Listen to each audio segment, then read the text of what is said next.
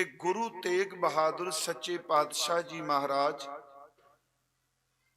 हजूर दा आगमन श्री अमृतसर साहिब जी दी धरती ते होया है ते उस जगह ते गुरु तेग बहादुर साहिब दा आगमन होया जिथे गुरु रामदास जी ने, गुरु अर्जन देव जी ने ते गुरु हरगोबिंद साहिब ने, तीन पातशाहियां ने तकरीबन 58 साल अपनी रहायश उत्थे रखी है। तिन्ना पातशाहियां ने उस अस्थान नूं असीं गुरु के महल कहने हां, जिथे सतगुरु गुरु तेग बहादुर साहिब दा आगमन होया। उस अस्थान ते गुरु हरगोबिंद साहिब जी दे 4 बेटियां दा ते एक बेटी दा जन्म होया। पिछले साल भी मैं अर्ज की सी, जदों श्री अमृतसर साहिब गए ते गुरु के महल जरूर दर्शन करके आए। उन्हां थावां दी अपनी कोई महत्ता है।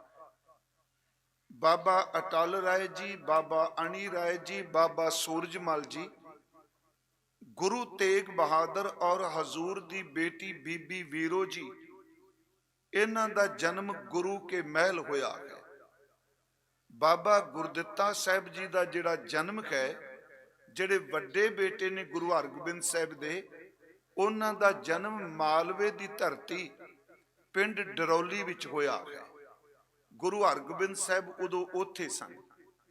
एक इस नाल होर मैं शामिल कर जावां बात, मेरा विशा वैसे नहीं है, पर क्योंकि डरौली पिंड तो भी एक सतगुरां दा संदेश आया, जिन्हों अज तक सारा सिख जगत जिहड़ा प्रैक्टिकल तौर ते मनदा है, और खास करके हरमंदर साहिब विच रोजाना वो मर्यादा निभाई जाती है।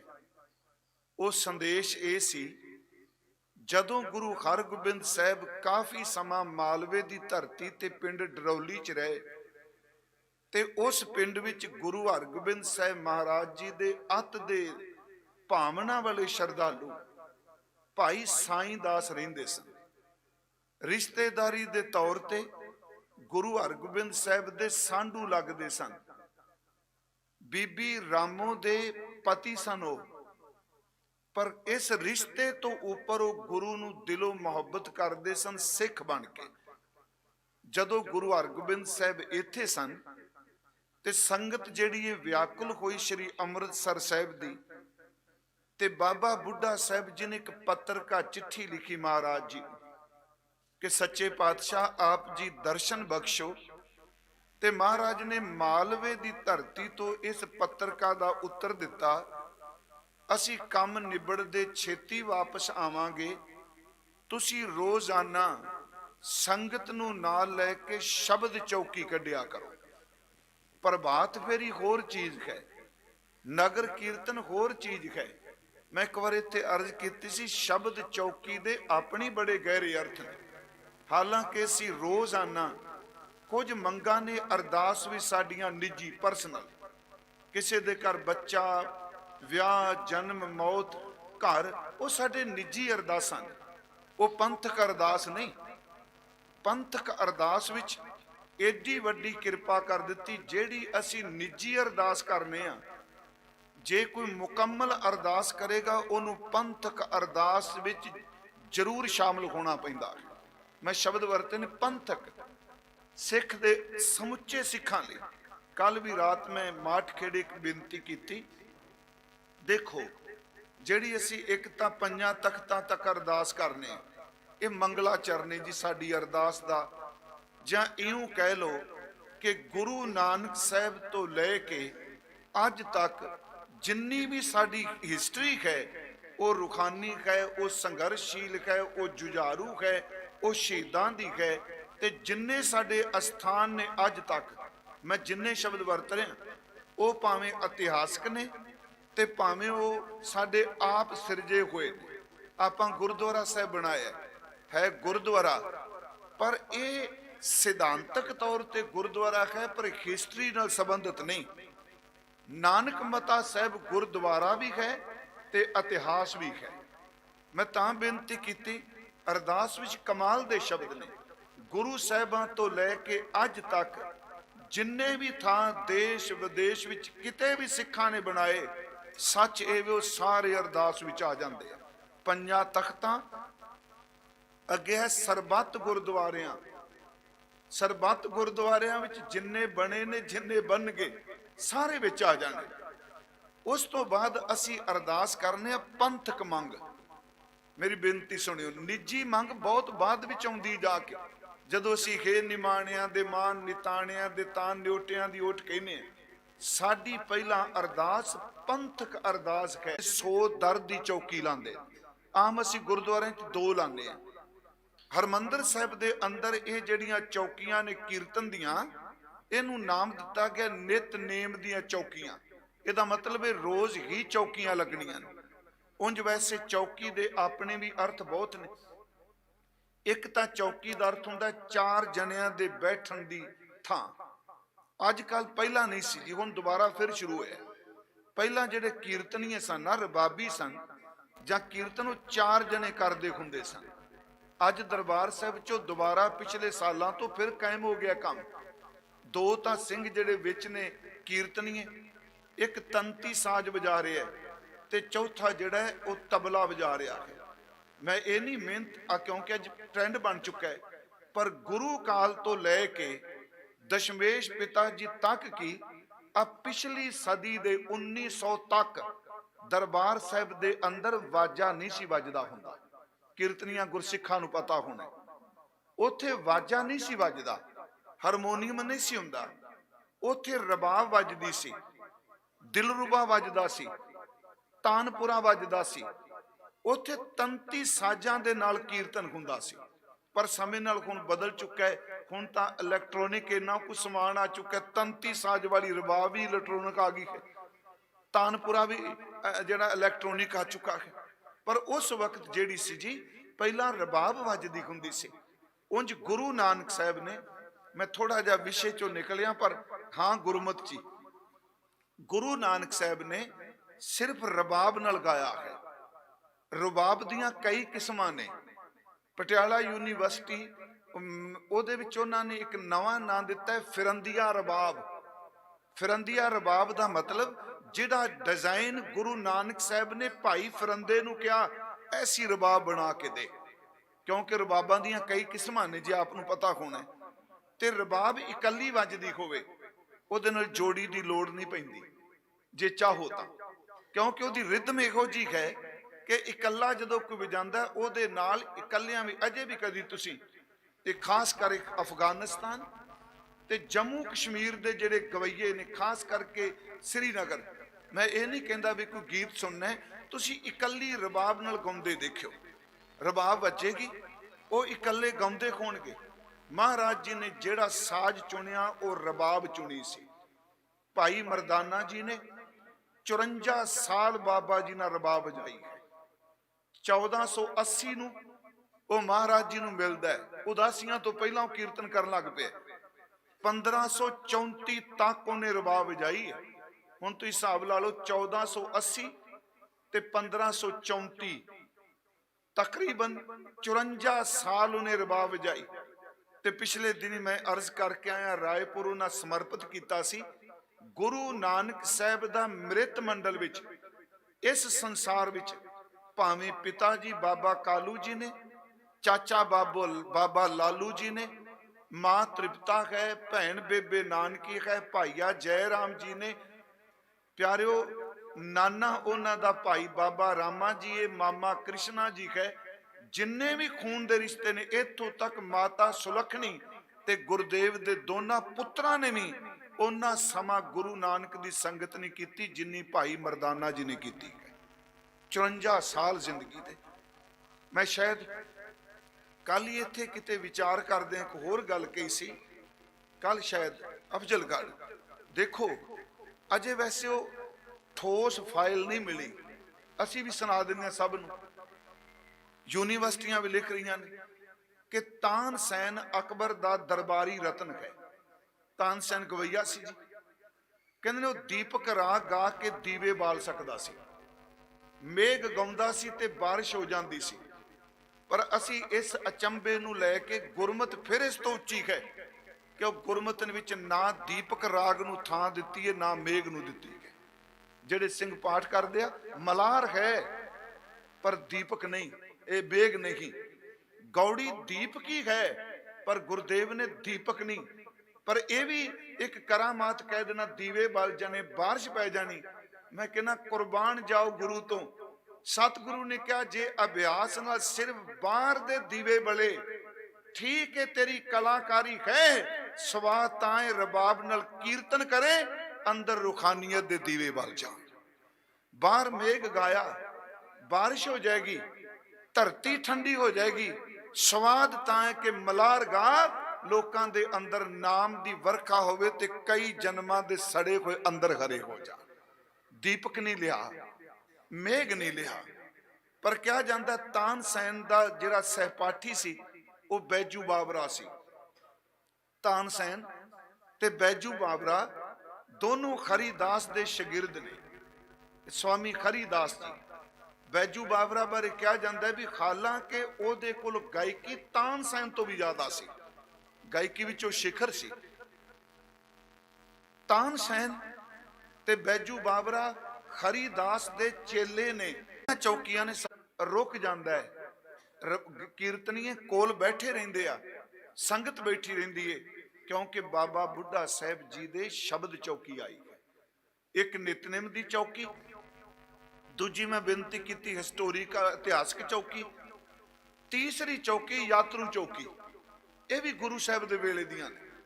ਜਿਵੇਂ ਆਪਾਂ ਯਾਤਰਾ ਕਰਨ ਜਾਂਦੇ ਆ, ਹੁਣ ਚਲੋ ਟਰੱਕ ਨੇ, ਟਰਾਲੀਆਂ ਨੇ, ਤੁਰ ਪਏ। ਉਹ ਵੇਲਾ ਇਸ ਤਰ੍ਹਾਂ ਦਾ ਨਹੀਂ ਸੀ। ਮੰਨ ਲਓ, ਖਿਮਾ ਕਰਿਓ, ਟਰੱਕ ਲੈ ਲਿਆ, ਬੱਸ ਲੈ ਲਿਆ, ਸੀ ਯਾਤਰਾ ਕਰਾਉਣ ਚੱਲੇ, ਬੜੀ ਚੰਗੀ ਗੱਲ ਕਰਾਓ। ਪਰ ਜੇ ਬੱਸ 'ਚ ਬੈਠੇ ਖਾਂਦੇ ਪੀਂਦੇ ਗਏ, ਢਾਬਿਆਂ ਤੇ ਰੁਕ ਗਏ, ਫਲਾਣੀ ਤਾਂ ਰੁਕ ਗਏ, ਮਖੌਲ ਠੱਠਾ ਕਰਦੇ ਗਏ, ਨਹੀਂ ਗੁਰਮਖੋ, ਉਹ ਰੂਹਾਨੀ ਯਾਤਰਾ ਨਹੀਂ ਬਣੇਗੀ। ਯਾਤਰੂ ਚੌਕੀਆਂ ਕੀ ਨੇ?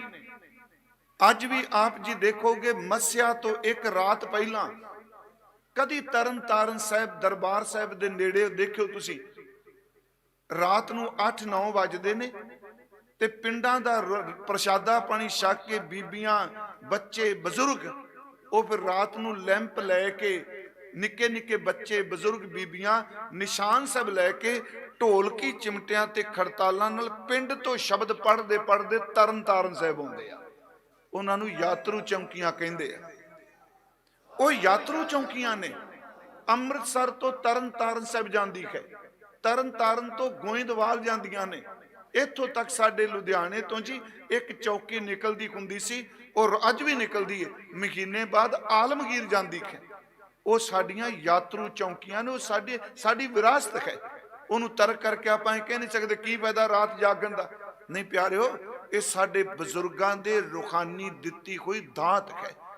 ਅਸੀਂ ਰੋਜ਼ ਇਹ ਕਹਿੰਦੇ ਹਾਂ ਕਿ ਚੌਕੀਆਂ ਝੰਡੇ ਬੁੰਗੇ ਜੁਗੋ ਜੁਗ ਅਟਲ, ਕਦੀ ਚੌਕੀਆਂ ਤੇਰੀਆਂ ਖਤਮ ਨਾ ਹੋਣ, ਤੇਰੇ ਨਿਸ਼ਾਨ ਸਾਹਿਬ ਕਦੀ ਖਤਮ ਨਾ ਹੋਣ। ਕਿਉਂਕਿ ਨਿਸ਼ਾਨ ਸਾਹਿਬ ਦਾ ਵੀ ਪਿੱਛੇ ਜੇ ਬੜਾ ਵਾਹ ਰੌਲਾ ਉੱਠਿਆ, ਚਲੋ ਬੈਠੇ ਨੇ ਤੁਹਾਡੇ ਇਲਾਕੇ ਦੇ, ਉਹ ਬੱਚਾ ਸ਼ਹੀਦ ਹੋਇਆ, ਕਿੰਨਾ ਰੌਲਾ ਪਿਆ ਨਿਸ਼ਾਨ ਸਾਹਿਬ ਦਾ। ਮੈਂ ਉਸ ਦਿਨ ਕਿਹਾ ਸੀ, ਵੈਸੇ ਆਪੋ ਆਪਣੀ ਸੋਚ ਹੈ। ਯਾਦ ਰੱਖਿਓ, ਨਿਸ਼ਾਨ ਸਾਹਿਬ ਕੋਈ ਕੱਪੜਾ ਨਹੀਂ। ਨਿਸ਼ਾਨ ਸਾਹਿਬ ਨੂੰ ਐਵੇਂ ਜਣੇ ਖਣੇ ਦੇ ਹੱਥ ਵਿੱਚ ਵੀ ਨਹੀਂ ਸੋਭਦਾ, ਬਖਸ਼ ਦਿਓ। ਤੁਹਾਨੂੰ ਪਤਾ ਜਦੋਂ ਨਗਰ ਕੀਰਤਨ ਲੱਗਾ ਚੱਲਦਾ ਤੇ 5 ਨਿਸ਼ਾਨ ਚ ਵੱਖਰੇ ਹੁੰਦੇ ਆ, 5 ਪਿਆਰੇ ਵੱਖਰੇ ਹੁੰਦੇ ਆ, ਨਿਸ਼ਾਨ ਚ ਵੱਖਰੇ ਹੁੰਦੇ ਆ। ਇਹ ਨਿਸ਼ਾਨ ਆਮ ਕਿਸੇ ਮੁਲਕ ਦਾ ਕੱਪੜਾ ਨਹੀਂ। ਇਸ ਨਿਸ਼ਾਨ ਦੇ ਵਿੱਚ ਗੁਰੂ ਘਰ ਦੀ ਬੜੀ ਵੱਡੀ ਰਹਿਮਤ ਲੁਕੀ ਹੋਈ ਹੈ। ਭਾਈ ਆਲਮ ਸਿੰਘ ਬਾਰੇ ਜੋ ਮੈਂ ਥੋੜਾ ਜਿਹਾ ਨਿਕਲ ਗਿਆ ਵਿਸ਼ੇ ਚੋਂ। ਭਾਈ ਆਲਮ ਸਿੰਘ ਨਿਸ਼ਾਨ ਚ ਹੀ ਸੀ ਨਾ ਮਹਾਰਾਜ ਦਾ। ਡਾਕਟਰ ਨੇਕੀ ਸਾਹਿਬ ਨੇ ਕਹਿਣ ਲੱਗੇ, ਤੂੰ ਹੱਥਾਂ ਨੂੰ ਵੱਢੇਗਾ, ਮੈਂ ਪੈਰਾਂ ਨਾਲ ਇਹਨੂੰ ਕੁੱਟ ਲਵਾਂਗਾ। ਇਸ ਨਿਸ਼ਾਨ ਦੇ ਥੱਲੇ ਵਾਲੇ ਉਸ ਲੱਕੜ ਨੂੰ ਮੈਂ ਪੈਰਾਂ ਨਾਲ, ਉਹਨੇ ਕਿਹਾ ਮੈਂ ਤੇਰੇ ਪੈਰ ਵੱਢ ਦਿਆਂਗਾ। ਕਹਿੰਦਾ ਮੈਂ ਯਤਨ ਕਰਾਂਗਾ ਮੂੰਹ ਵਿੱਚ ਵੀ ਇਸ ਡੰਡੇ ਨੂੰ ਪਕੜ ਕੇ ਰੱਖਾਂ। ਕਹਿੰਦਾ ਮੈਂ ਤੇਰੀ ਗਰਦਨ ਲਾ ਦਿਆਂਗਾ। ਫਿਰ ਕਹਿੰਦਾ ਫਿਰ ਨਿਸ਼ਾਨ ਸਾਹਿਬ ਵਾਲਾ ਜਾਣੇ ਉਹਨੇ ਕਿਵੇਂ ਸਾਂਭਣਾ ਹੈ। ਇਹਦੇ ਕੋਈ ਅਰਥ ਸਨ। ਮੈਂ ਆਪ ਨੂੰ ਸਿਰਫ ਇਹ ਬੇਨਤੀ ਕਰ ਰਿਹਾ, चलो शुरुआत हुई कि गुरु तेग बहादुर साहब, मैं उतों विषय तो फिर आउण लगा। गुरु के महल तां आपां विचों निकले सां, डरौली तो पत्रिका आई भी चौकी कढो। 5 4 बेटे ते एक बेटी का जन्म उत्थे होया। गुरु तेग बहादुर साहब का जिहड़ा जन्म है वो गुरु अर्जुन देव जी की शहादत तो 16 साल बाद हुंदा है। महाराज जी का, हाँ जी, 1606 ते 1621 नहीं बन गया ना, 15-16 साल का। उस तो बाद गुरु देव जी, गुरु तेग बहादुर साहब, मैं पिछले साल कहा सी एक बहुत घट बोलते सन, ज्यादा नहीं सन बोलते। उन्हां दे जिहड़े नेत्रां दे आ कोर ने वो नीर नाल ही भिजे होण करके ये स्किन उन्हां दी शवेत सी।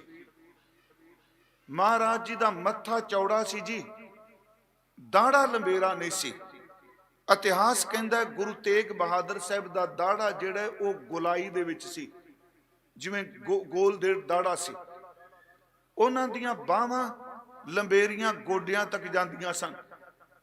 इन्ने टिके हुए सन कि गुरु तेग बहादुर नूं चंचलताई विच बचपन विच भी किसी खिड़ खड़ा के हसदियां नहीं देखिया।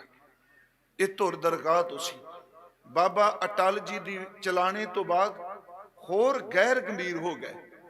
मैं पिछले साल ये बेनती आपनूं कीती कि महाराज गुरु तेग बहादुर साहब गुरगद्दी ते जदों विराजमान होए आ, हजूर 1664 नूं गुरता गद्दी ते विराजमान हुंदे आ जी। उस तो बाद महाराज तकरीबन 1664 तो लैके 1675 तक 11 साल गुरता गद्दी ते विराजमान रहे आ।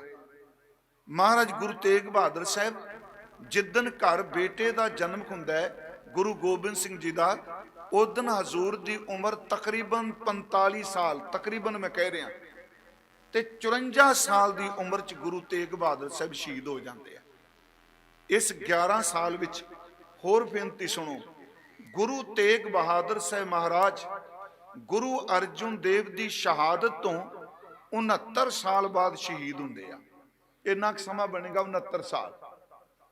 दूजी गल, दादे ते पोते दी दोनों दी, दादे गुरु अर्जुन देव ने, पोते गुरु तेग बहादुर साहब ने, किहो जी इतिहास अपने आप को रिपीट करता है।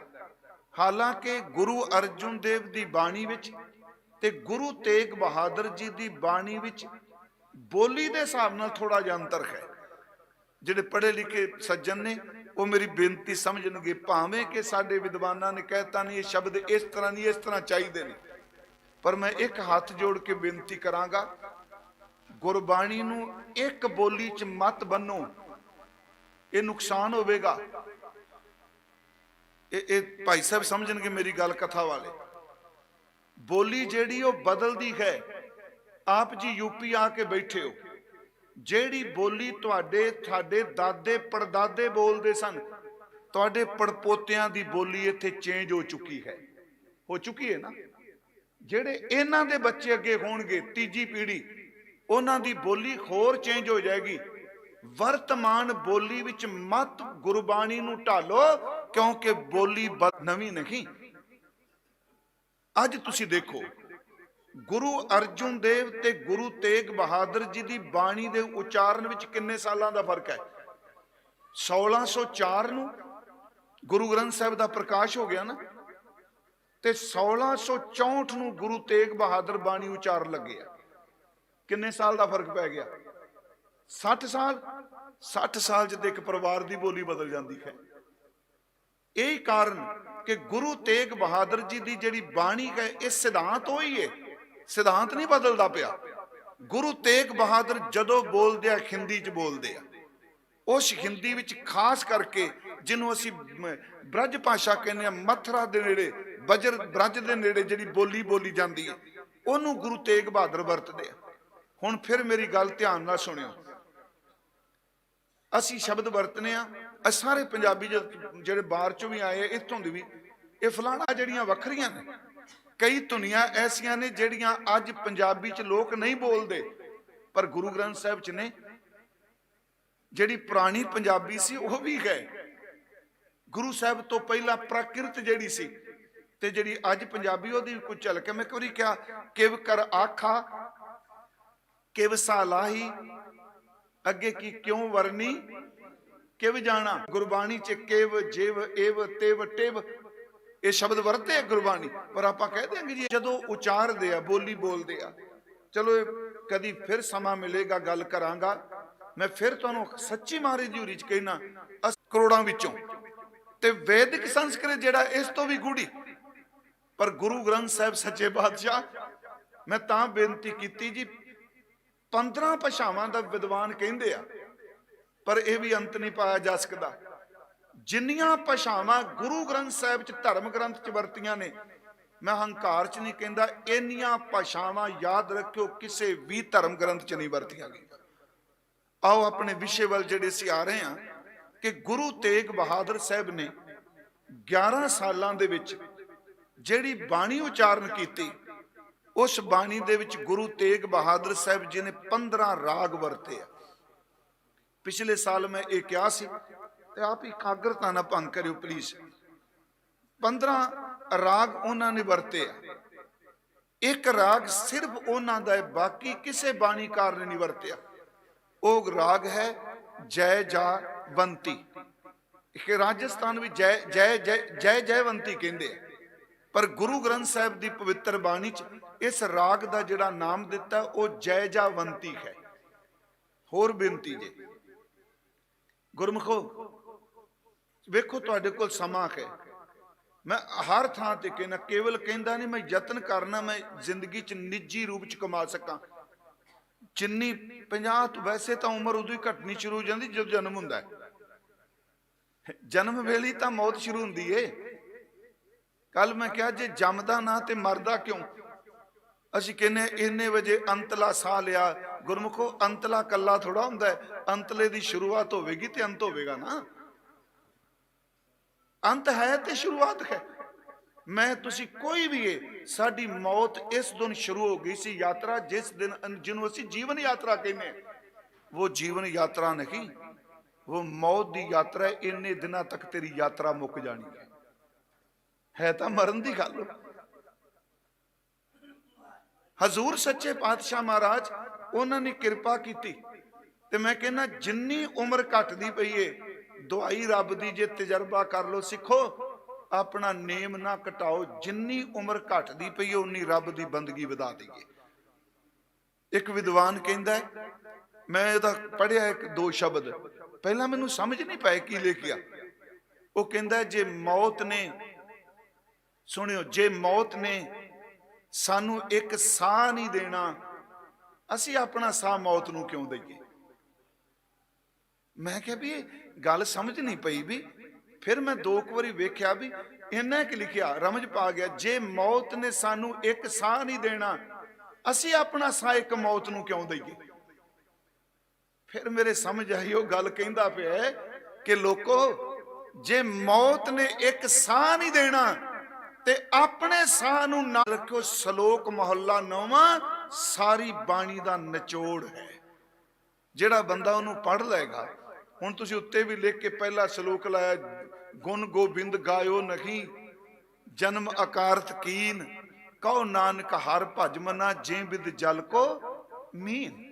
57 ਸ਼ਲੋਕ ਸਰਲ ਨੇ ਬੜੇ ਪੜਨ ਚ। ਤੇ ਮੈਂ ਤਾਂ ਇਹ ਕਹਿ ਰਿਹਾ ਕਿਉਂਕਿ ਜਿਹਨੇ ਕਦੀ ਨਹੀਂ ਬਾਣੀ ਪੜ੍ਹੀ, ਉਹ ਵੀ ਕਿਸੇ ਦੇ ਘਰ ਜਾਂਦਾ, ਭੋਗ ਦੇ ਸ਼ਲੋਕ ਤਾਂ ਸੁਣ ਹੀ ਲੈਂਦਾ ਨਾ। ਮੈਂ ਆਪ ਨੂੰ ਪਿਛਲੇ ਸਾਲ ਬੇਨਤੀ ਕੀਤੀ ਜੀ, 59 ਸ਼ਬਦ ਤੇ 57 ਸ਼ਲੋਕ। ਬਾਣੀ ਉਚਾਰਨ ਕਰਨ ਵਾਲੇ ਕੁਝ ਸ਼ਬਦ ਜਿਹੜੇ ਨੇ ਉਹ ਆਪਣੇ ਤੇ ਟੁਕਾ ਕੇ ਉਚਾਰਨ ਕਰਦੇ ਆ, ਜਿਹਨੂੰ ਵਿਆਕਰਣ ਕਹਿੰਦੀ ਹੈ ਫਸ ਪਸਤਨ ਚ, ਉੱਤਮ ਪੁਰਖ ਚ ਆਪਣੇ ਆਪ ਨੂੰ ਟੁਕਾਣਾ। ਪਰ ਜੋ ਕਹਿ ਰਹੇ ਨੇ ਉਹਨਾਂ ਮੁਤਾਬਕ ਉਹਨਾਂ ਦਾ ਜੀਵਨ ਨਹੀਂ ਹੁੰਦਾ। ਇਸ ਨੂੰ ਉੱਤਮ ਪੁਰਖ ਚ ਹੈ, ਪਰ ਜੋ ਉੱਤਮ ਪੁਰਖ ਫਸਟ ਪਰਸਨ ਕਹਿ ਰਿਹਾ ਹੈ ਉਹਦੇ ਮੁਤਾਬਕ ਉਹ ਨਹੀਂ, ਪਰ ਉਹ ਦੂਜੇ ਨੂੰ ਸਮਝਾਉਣ ਲਈ ਕਹਿ ਰਹੇ ਆ। ਸੁਣੋ, 2 ਸ਼ਬਦ ਆਪਾਂ ਲੈ ਲੈਨੇ ਆ। ਹੁਣ ਇੱਕ ਰਹਿ ਰਾਸ ਤੁਸੀਂ ਆਪ ਰੋਜ਼ ਪੜ੍ਹਦੇ ਹੋ, ਜਪ ਤਪ ਸੰਜਮ। ਉਹਨਾਂ ਦੇ ਨੀਚ ਕਰਮ ਨਹੀਂ, ਬਸ ਆਹੀ ਫਰਕ ਜੇ।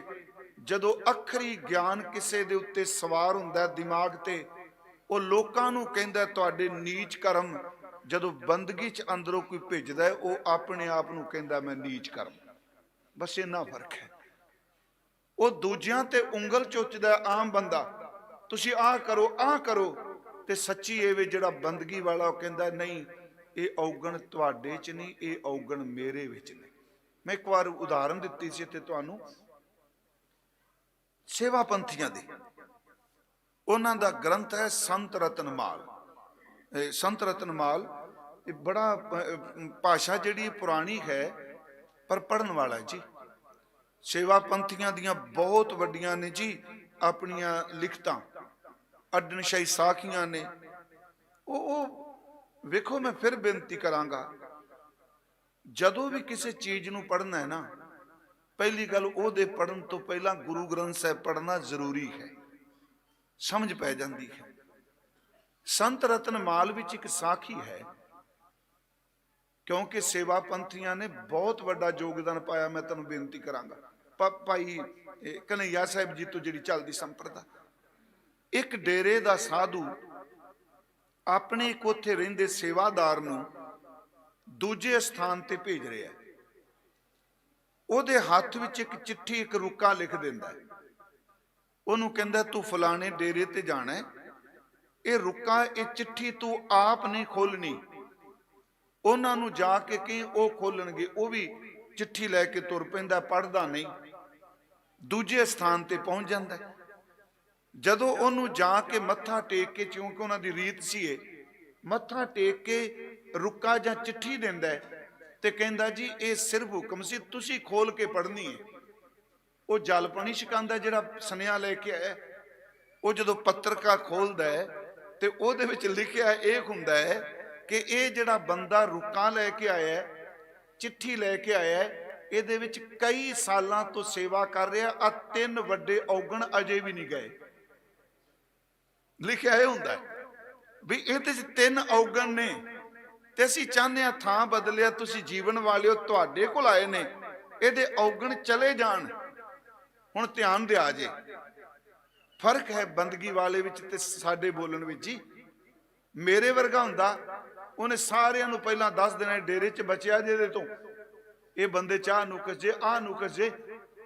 ਉਹਨਾਂ ਰੁੱਕਾ ਪੜ ਲਿਆ, ਅੰਦਰ ਕਮਰੇ 'ਚ ਲੈ ਗਏ, ਇਹ ਕੋਲ ਬੈਠਿਆਂ ਠੰਡ ਪੈਂਦੀ ਏ, ਕਹਿਣ ਲੱਗੇ ਉਹ ਗੁਰਮੁਖਾ ਇੰਨੀ ਬਾਜ਼ੀ ਮਾਰ ਗਏ, ਆ 3 ਕੋ ਵੱਡੀ ਕਿੱਡੀ ਕੋ ਗੱਲ, ਸਿਰ ਲਾ ਕੇ ਪਰਾਂ ਸੱਟ, ਤਿੰਨਾਂ ਤੇ ਫਤਿਹ ਪਾ। ਸੱਚ, ਉਸ ਦਿਨ ਤੋਂ ਬਾਅਦ ਬੰਦੇ ਦਾ ਜੀਵਨ ਪਲਟ ਗਿਆ। ਤਰੀਕਾ ਹੈ ਨਾ, ਉਹਨਾਂ ਰੌਲਾ ਨਹੀਂ ਪਾਇਆ, ਇਹ ਕਿਹਾ ਵੀ ਮੇਰੀ ਅਰਦਾਸ ਕਰ, ਮੇਰੇ ਚ ਉਹਨਾਂ ਤੁਕ ਪੜੀ, ਜੇਤਾ ਸਮੁੰਦ ਸਾਗਰ ਨੀਰ ਭਰਿਆ, ਤੇਤੇ ਔਗਣ ਹਮਾਰੇ, ਤੇਰੇ ਤਾਂ 3 ਰਹਿ ਗਏ ਓਏ। ਗੁਰਮੁਖੋ, ਗੱਲ ਸੁਧਾਰਨ ਦੀ ਹੈ, ਸਾਡੇ ਪ੍ਰਚਾਰ ਦੀ ਸਾਰੀ ਦਸ਼ਾ ਸੁਧਾਰਨ ਵੱਲ ਨਹੀਂ, ਅਸੀਂ ਧੜੇ ਚ ਵੱਜੇ ਇੱਕ ਦੂਜੇ ਨੂੰ ਅਪਮਾਨਿਤ ਕਰਨਾ ਨਹੀਂ। ਯਾਦ ਰੱਖਿਓ ਵੀ ਇੱਕ ਨੀਤੀ ਹੈ, ਇਹ ਹੋ ਸਕਦਾ ਜੋ ਮੈਂ ਬੋਲ ਰਿਹਾ ਵੀ ਨੀਤੀ ਹੋ ਜਾਏ। ਜਦੋਂ ਅਸੀਂ ਬੋਲ ਕੇ ਕਹਿੰਦੇ ਆ ਇਹ ਵੀ ਮਾੜਾ, ਇਹ ਵੀ ਮਾੜਾ, ਇਹ ਵੀ ਮਾੜਾ, ਮਨੋਵਿਗਿਆਨ ਕਿਸੇ ਵਿਗਿਆਨੀ ਨੂੰ ਪੁੱਛਿਓ, ਉਹ ਇੱਕੋ ਦਮ ਸਮਝ ਜਾਂਦਾ, ਉਹ ਕਹਿੰਦਾ ਬੰਦਾ ਦੱਸਣਾ ਚਾਹੁੰਦਾ ਮੈਂ ਹੀ ਚੰਗਾ, ਬਾਕੀ ਸਭ ਖੋਟੇ ਜੇ। ਇਨਡਾਇਰੈਕਟਲੀ ਹੁੰਦਾ ਹੈ। ਮੈਂ ਆਪ ਨੂੰ ਜਿਹੜੀ ਬੇਨਤੀ, ਕੁਝ ਸ਼ਬਦ ਜਿਹੜੇ ਨੇ ਗੁਰੂ ਤੇਗ ਬਹਾਦਰ ਦੇ ਉੱਤਮ ਪੁਰਖ ਚ ਨੇ, ਉਹ ਸਾਨੂੰ ਸਮੱਤ ਦਿੱਤੀ। ਜਿਵੇਂ ਅਸੀਂ ਥੋੜੇ ਸ਼ਬਦ ਪੜ੍ਹ ਲਈਏ, ਮਨ ਰੇ ਕੌਣ ਕੁਮਤ ਤੈ ਲੀਨੀ, ਪਰ ਦਾਰਾ ਨਿੰਦਿਆ ਰਸ ਰਚਿਓ, ਰਾਮ ਭਗਤ ਨੇ ਕੀਨੀ। 2 ਸ਼ਬਦ ਕਹੇ, ਪਰ ਦਾਰਾ ਪਰਾਈ ਇਸਤਰੀ ਵੱਲ ਤੇ ਪਰਾਈ ਨਿੰਦਿਆ ਵੱਲ ਹੈ, ਤੂੰ ਪ੍ਰਭੂ ਦੀ ਭਗਤੀ ਨਹੀਂ ਕੀਤੀ। ਮਨ ਰੇ ਕੌਣ ਕੁਮਤ ਹੈ ਲੀਨੀ, ਪਰ ਦਾਰਾ ਨਿੰਦਿਆ ਰਸ ਰਚਿਓ, ਰਾਮ ਭਗਤ ਨੇ ਕੀਨੀ। ਮੁਕਤ ਪੰਥ ਜਾਣਿਓ ਤੈ ਨਾਹਿਨ, ਧਨ ਜੋਰਨ ਕੋ ਧਾਇਆ, ਅੰਤ ਸੰਗ ਕਾਹੂ ਨੀ ਦੀਨਾ, ਬਿਰਥਾ ਆ ਬੰਦਾਇਆ। ਨਾ ਹਰ ਭਜਿਓ ਨਾ ਗੁਰਜਨ ਸੇਵਿਓ, ਨਹਿ ਉਪਜਿਓ ਕਛ ਗਿਆਨਾ, ਘਟ ਹੀ ਮਾਹੇ ਨਿਰੰਜਨ, ਅਸਥਰ ਮਤ ਨਹੀਂ ਪਾਈ, ਮਾਨਸ ਦੇਹ ਪਾਏ ਪਦ ਹਰ ਭਜ, ਨਾਨਕ ਬਾਤ ਬਤਾਈ। ਹੁਣ ਇੱਥੇ ਰੁਕਿਓ, ਤਾਂ ਸ਼ਬਦ ਮੇਰੇ ਨਾਲ ਪੜਿਆ ਚੰਗਾ ਲੱਗਾ ਕਿ ਗੁਰੂ ਤੇਗ ਬਹਾਦਰ ਸਾਹਿਬ ਭਗਤੀ ਨਹੀਂ ਕੀਤੀ। ਉਹਨਾਂ ਕਿਹਾ ਵੀ ਤੂੰ ਉਦਿਆਨ ਲੱਭਣਾ ਫਿਰਨਾ, ने उत्तम पुरख च कह रहे ने, मन रे कौन कुमाता लीनी। अगली गल होर, एक शब्द तुसी पढ़दे हो, मन की माहे रही, ना हर भजे ना तीर्थ सेवे, चोटी काल गही। दारा मीत पूतरत संपद, तन पूर्ण मही, अवर सगल ए मिथ्या जानो। पर की गुरु तेग बहादुर साहब जी की मन की मन च रह गई, क्योंकि अर्थां की याद ही लोड़ नहीं इत्थे पैनी। मन रे कहां भयो तै बौरा, संबोधन मन नूं कर रहे ने। मन रे कहां भयो तै बौरा, ऐनस औद घटै नहीं जानै, भयो लोभ संघौरा, जो तन तै अपनो कर जान्यो, अर सुंदर ग्रह नारी, इनमें कच तेरो रे नाहन, देखो सोच विचारी। संबोधन मन नूं कर रहे ना। इथों तक शब्द वरत्या, सवान पूछ जो भयो ना सुधो, बहुत जतन मैं कीनू। मेरी गल ध्यान नाल सुनियो, मैं जो पिछले साल हजूर दी बाणी पढ़दे हां, महाराज कहंदे ने मन कुत्ते दी पूंछ है मेरा। इत्थे अपने संबोधन कीता है, सवान पूछ जो भयो ना सुधो, जिवें कुत्ते दी पूछल सीधी नहीं हुंदी। बड़ा मन नूं समझाया, बहुत जतन मैं कीनो, मैं यतन किया बंदा नहीं बनता पाया। पर गुरु तेग बहादुर साहब वो तो ऐसे नहीं, उन्होंने होर शब्द बड़े, जाग लिखो रे मना जाग लिखो, कहां गाफल सोया, जो तन उपजा संग ही, सो भी संग ना खोया। एक बचन असी सलोकां च पढ़ने आ, जतन बहुत मैं कर रहे हो, मिट्यो ना मन को मान। मेरे मन का हंकार नहीं गया, जतन बहुत मैं कर रहे हो, मिट्टियो ना मन को मान, दुरमत स्यो नानक फदियो, राख लिहो भगवान। पर गुरु साहब दुरमत च नहीं। मैं जिन्नी को बाणी पढ़ के समझ सकिया, क्योंकि मैं पिछले साल अमेरिका जो चला गया, 59 शब्दों की कथा तकरीबन मैं मुकम्मल कर दी है। वो सारे शब्द जिवें सलोक चले ने, इस तरह लड़ीवार PTC चलाएगा वख-वख थावां ते। जदों मैं सारे बाणी पढ़ी, पर एदा अर्थ ये नहीं करना भी मैं बाणी दा अंत पा लिया। 2 शब्द गुरु तेग बहादुर साहब जी दे जी जेड़ा वो समझा रहे ने, उत्तम पुरख चो सानू समत देंदे ने कि निंदिया छड़ दो, पर तन तो बचो। 2 शब्द गुरु तेग बहादुर साहब दा निजी जीवन है। सुनियो, 2 शब्द, 59 शब्दां तो 2 शब्द। एक शब्द जिहड़ा पिछले साल असीं वाचिया सी, वो शब्द गुरु तेग बहादुर साहब दियां 3 पीढ़ियां ने, मैं कहा सी उहदे अर्थ कीते ने। कथा वाले असीं 1 घंटे च, पौने घंटे च अर्थ कर देंगे। 3 पीढ़ियां ने अर्थ कीते दा मतलब, कथा नहीं स्टेज ते, 3 पीढ़ियां ने जिंदगी च ढाल के दिखाया भी शब्द के अर्थ की ने। वो शब्द है एक सोरठ राग दा, एक शब्द है बसंत राग दा। तुम देखो जो बाणी पढ़ने, जो गुरु साहब अपनी झलक देंगे, जिथे क्या भी कूड़ ना लिबड़ गया, उथे वो सोरठ राग का शब्द है कि दुख सुख, इथों तक कि दुख जदों आउण लगदा, जदों अजे गुरगद्दी ते बैठे विराजमान होए, सक्के भतीजे ने गोली मरवाई महाराज जी। धीरमल सक्का भतीजा है ना जी, उन्हें क्या शीएम संद ने गोली चला दी, चाचे ते गोली चलाई, सक्के चाचे ते। महाराज सच्चे बादशाह, मैं पिछले साल क्या सी, इतिहास पढ़ो, मक्खन शाह लुबाना आम बंदा नहीं, वो धड़ल्ले वाला बंदा है। ते जदों गुरुदेव कोल आया, चलो फोटोआं वाले जवान बनाया, वो 70 साल टप चुका सी उदों, जदों ने प्रगट किया। मारो बजुर्ग सी, ओदा पुत्र चमकौर दी गढ़ी शहीद होया भाई मक्खन शाह जी दा। भाई मक्खन शाह वो कोल है, तोप रखन दी ओदे कोल ताकत है, फौजी दस्ते वो रख सकदा है। इथों तक कि वो धीरमल दे पैरां चों जुत्ती लवा के जिन्हें गोली चलाई, ओदियां मुश्कां बन के लियाया। दुख तां है ना, बेचैनी ते होगी। महाराज गुरु तेग बहादुर उस गोली चलन विच भी बिल्कुल विचलित नहीं होए। जिन्हें गोली चलाई, खलो के इको गल कही, भले धीरमल भले जी भले, धीरमल धीर, धीरमल परमात्मा तेरा भला करे। ये शब्द राजनीतिक शब्द नहीं, ये रूहानी जीवन के शब्द ने। फरीदा बुरे दा ਭਲਾ ਕਰ। ਅਗਲੀ ਬੇਨਤੀ ਮੇਰੀ ਸੁਣਿਓ, ਇਹ ਕਿਤੇ ਨੇ ਗੁਰਬਾਣੀ ਨੇ ਕਿਹਾ ਕਿ ਬੰਦਗੀ ਕਰਨ ਵਾਲੇ ਨੂੰ ਦੁੱਖ ਨਹੀਂ ਆਉਣਾ। ਮੈਂ ਤਾਂ ਕਿਹਾ ਵੀ ਕਿਉਂਕਿ ਮੇਰਾ ਮਨ ਵੀ ਤਿਆਰ ਨਹੀਂ। ਜਦੋਂ ਦੁੱਖ ਦਾ ਝਟਕਾ ਵੱਜਦਾ, ਅਚਨਚੇਤ ਵੱਜਦਾ, ਉਦੋਂ ਫਿਰ ਮਨ ਸੰਭਲਦਾ ਨਹੀਂ। ਭਾਈ ਭਿਖਾਰੀ ਦੇ ਘਰ ਚ ਸਾਰੇ ਜੀ ਨੇ, ਖੂਨ ਦਾ ਰਿਸ਼ਤਾ ਹੈ, ਬੱਚੇ ਦਾ ਵਿਆਹ ਹੈ, ਪਰ ਜਿਹੜੀ ਤਿਆਰੀ ਭਾਈ ਭਿਖਾਰੀ ਦੀ ਹੈ ਉਹ ਬੱਚੇ ਦੀ ਮਾਂ ਦੀ ਤਿਆਰੀ ਨਹੀਂ। ਕਿਉਂਕਿ ਤੁਸੀਂ ਘਰ ਚ ਕੱਪੜੇ ਇੱਕੋ ਜਿਹੇ ਪਾ ਸਕਦੇ ਹੋ, ਖਾਣਾ ਇੱਕੋ ਜਿਹਾ ਖਾ ਸਕਦੇ ਹੋ, ਸੁਰਤ ਦੀ ਅਡੋਲਤਾ ਤਾਂ ਆਪੋ ਆਪਣੀ ਹੈ ਨਾ। ਉੱਥੇ ਹਜ਼ੂਰ ਨੇ ਕਿਹਾ, ਆ ਸਤਿਗੁਰੂ ਨੇ ਜੀਵਨ ਚ ਕਮਾਇਆ, ਦੁੱਖ ਆਵੇ ਦੁੱਖ ਨੂੰ ਦੁੱਖ ਨਾ ਮੰਨੇ ਫਿਰ ਕੀ ਕਰੇ, ਦੁੱਖ ਨੂੰ ਕਿਵੇਂ ਹੰਡਾਏ। ਯਾਦ ਰੱਖੋ, ਮਾਨਸਿਕ ਤੌਰ ਤੇ ਨੁਕਸਾਨ ਇੱਕੋ ਜਿਹਾ ਕਰਦਾ ਹੈ, ਪਰ ਦੁੱਖ ਦੀਆਂ ਸ਼ਕਲਾਂ ਵੱਖਰੀਆਂ ਵੱਖਰੀਆਂ ਹੁੰਦੀਆਂ ਨੇ, ਵੱਖਰੀ ਵੱਖਰੀ ਸ਼ਕਲ। ਇੱਕੋ ਥੋੜਾ ਦੁੱਖ ਇੱਕੋ ਜਿਹਾ ਹੁੰਦਾ। ਕਿਤੇ ਮੌਤ ਬਣ ਕੇ ਆ ਜਾਂਦਾ, ਕਿਤੇ ਸੱਚੀ ਮੁੱਚੀ ਬੱਚਿਆਂ ਦੇ ਦੁੱਖ, ਕਿਸੇ ਨੂੰ ਜੋ ਕੁਝ ਆ ਗਿਆ ਉਹ ਸਾਂਭਣ ਦਾ ਦੁੱਖ, ਕਿਸੇ ਨੂੰ ਰੋਟੀ ਦੇ ਲਾਲੇ ਪਏ ਨੇ ਸ਼ਾਮ ਨੂੰ ਰੋਟੀ ਕਿਵੇਂ ਪੱਕੇਗੀ। ਦੁੱਖ ਕਈ ਰੂਪਾਂ ਚ ਆਉਂਦਾ, ਪਰ ਅੰਦਰ ਸੱਟ ਇੱਕੋ ਜਿਹੀ ਮਾਰਦਾ। ਬਾਹਰੋਂ ਇਹਦੇ ਵੱਖਰੇ ਵੱਖਰੇ ਰੂਪ ਨੇ। ਗੁਰੂ ਸਾਹਿਬ ਕਹਿੰਦੇ ਨੇ ਕਿਸੇ ਰੂਪ ਵਿੱਚ ਵੀ ਆਵੇ, ਅਸਲ ਚ ਮਰਦ ਹੋਵੇ ਜਿਹੜਾ ਦੁੱਖ ਨੂੰ ਦੁੱਖ ਨਾ ਮੰਨੇ। ਮੈਂ ਕਹਿੰਦਾ ਇਹ ਗੁਰੂ ਤੇਗ ਬਹਾਦਰ ਸਾਹਿਬ ਨੇ ਆਪ ਇਹਦੇ ਅਰਥ ਕੀਤੇ, ਗੁਰੂ ਗੋਬਿੰਦ ਸਿੰਘ ਜੀ ਨੇ ਕੀਤੇ, ਮਾਤ ਗੁਜਰੀ ਜੀ ਨੇ ਕੀਤੇ। ਸੱਚ ਵੇ ਉਹਦੇ ਛੋਟੇ ਛੋਟੇ ਪੋਤਿਆਂ ਨੇ, 7 ਸਾਲ ਤੇ 9 ਸਾਲ ਦੇ ਪੋਤਿਆਂ ਨੇ, ਗੁਰੂ ਗੋਬਿੰਦ ਸਿੰਘ ਦੇ ਬੇਟਿਆਂ ਨੇ ਅਰਥ ਕੀਤੇ ਠੰਡੇ ਬੁਰਜ, ਦੁੱਖ ਨੂੰ ਦੁੱਖ ਕਿਵੇਂ ਨਹੀਂ ਮੰਨਣਾ। ਮੈਂ ਫਿਰ ਅਰਜ਼ ਕੀਤੀ, ਕਥਾ ਮੈਂ ਵੀ ਕਰਾਂਗਾ, ਸਿੰਘ ਬੈਠੇ ਇਹ ਵੀ ਕਰ ਦੇਣਗੇ, ਰੋਜ਼ ਕਥਾ ਹੋ ਸਕਦੀ ਹੈ, ਪਰ 3 ਪੀੜ੍ਹੀਆਂ ਨੇ ਪਿੰਡੇ ਤੇ ਹੰਢਾ ਕੇ ਦੱਸਿਆ ਇਹ ਸ਼ਬਦ ਦੇ ਅਰਥ ਕੀ ਨੇ। ਜੋ ਨਰ ਦੁੱਖ ਮੈਂ ਦੁੱਖ ਨਹੀਂ ਮਾਨੇ, ਸੁਖ ਸਨੇਹ ਅਰ ਭੈ ਨਹੀਂ ਜਾਕੇ।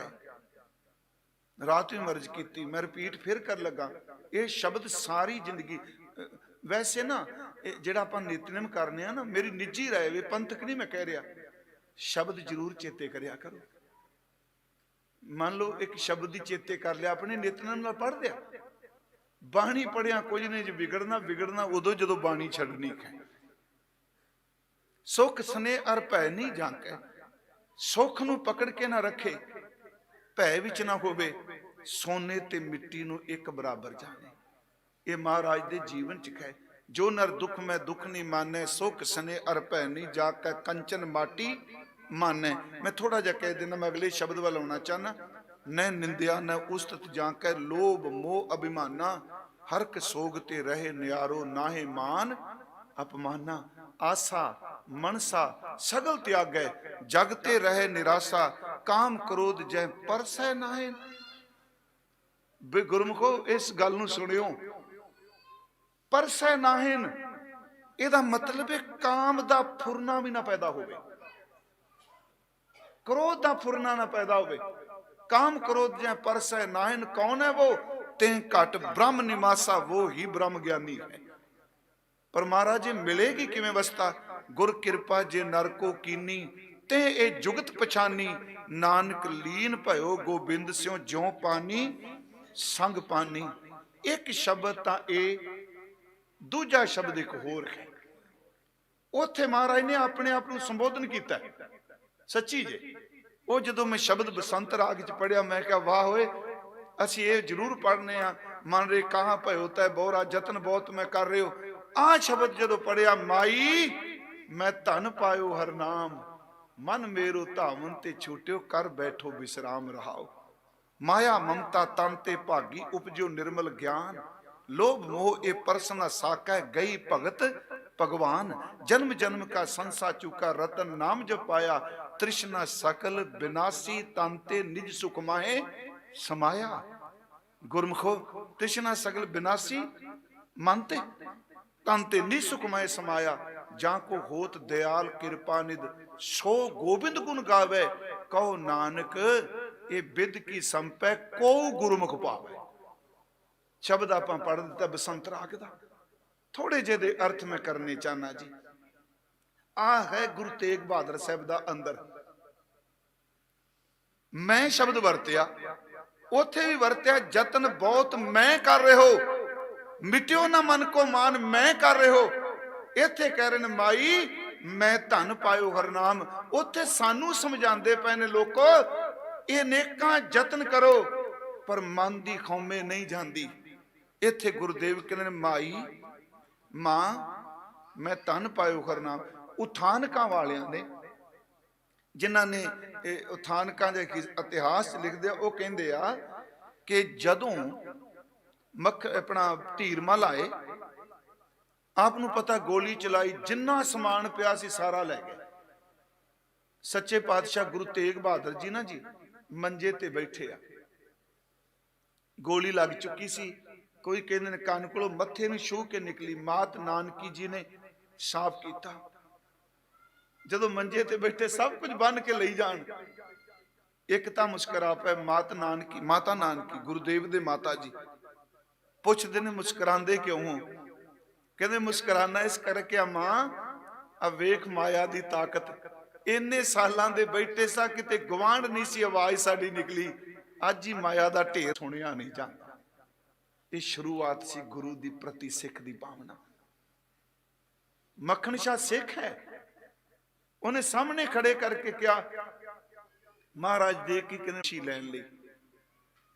ਕਹਿੰਦੇ ਸੱਚੀ ਮੁੱਚੀ ਸਾਡੀ ਖੁਸ਼ੀ ਲਈ? ਕਹਿੰਦਾ ਬਸ ਤੁਹਾਡੀ ਖੁਸ਼ੀ ਲਈ। ਕਹਿਣ ਲੱਗੇ ਸਾਡੀ ਖੁਸ਼ੀ ਇਹਦੇ ਵਿੱਚ ਇਹਨਾਂ ਦੀਆਂ ਪੰਡਾਂ ਬੰਨ ਕੇ ਵਾਪਸ ਦੇ ਦੇ, ਸਾਰਾ ਪੈਸਾ ਘਰ ਦਾ ਵੀ ਦੇ ਦਿੱਤਾ। ਕਹਿਣ ਲੱਗੇ ਵੀ ਲੈ ਜਾਓ ਫਿਰ ਤੁਹਾਡਾ।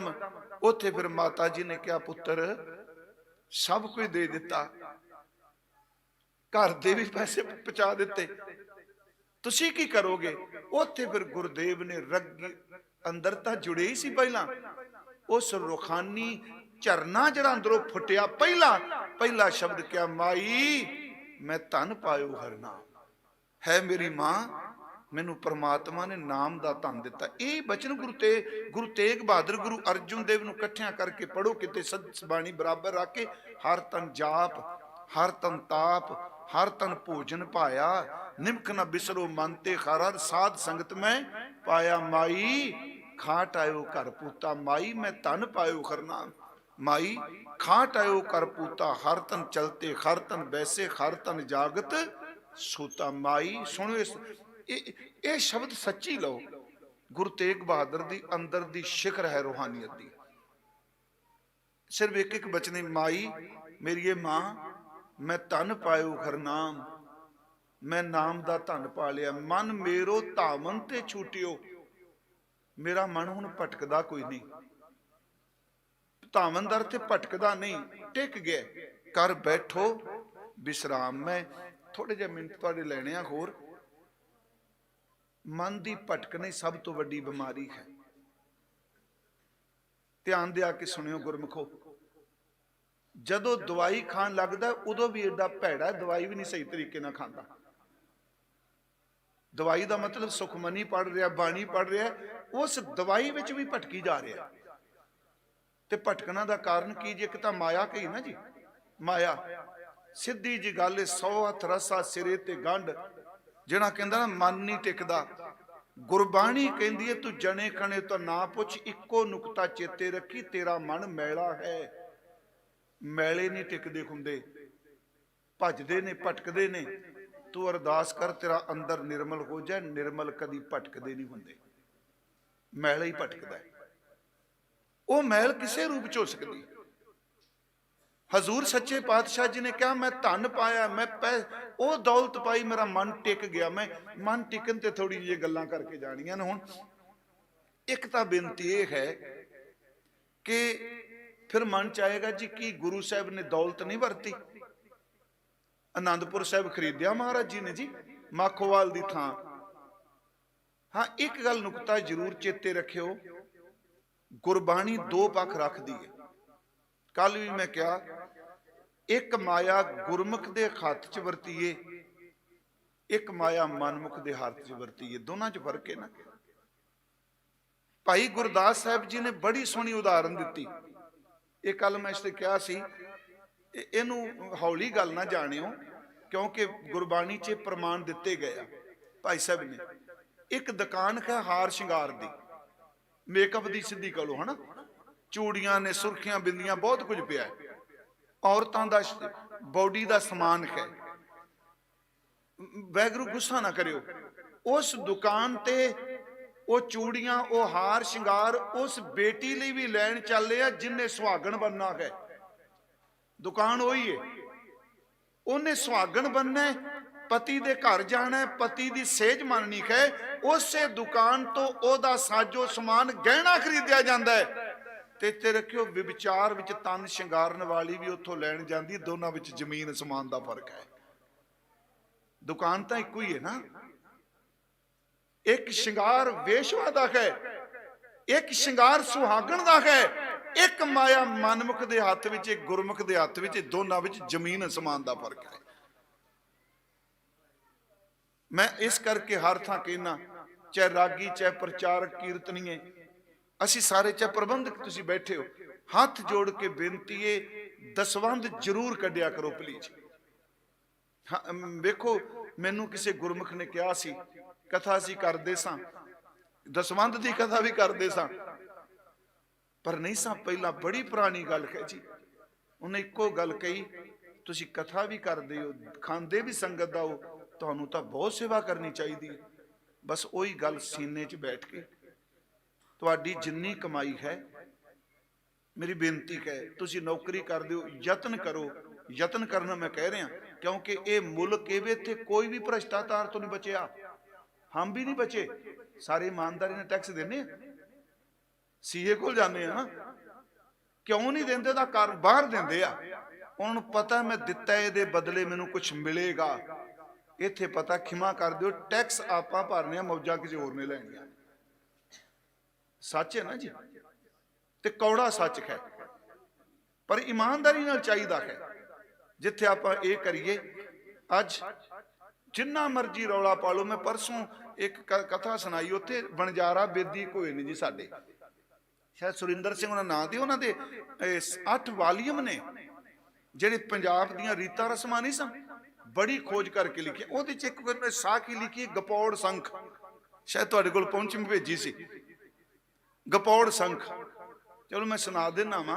ਉਹ ਆਹ ਭਾਰਤ ਦੀ ਦਸ਼ਾ ਬਣ ਗਈ। ਮੈਂ ਕਿਸੇ ਪਾਰਟੀ ਨੂੰ ਟਾਰਗੇਟ ਬਣਾ ਕੇ ਨਹੀਂ,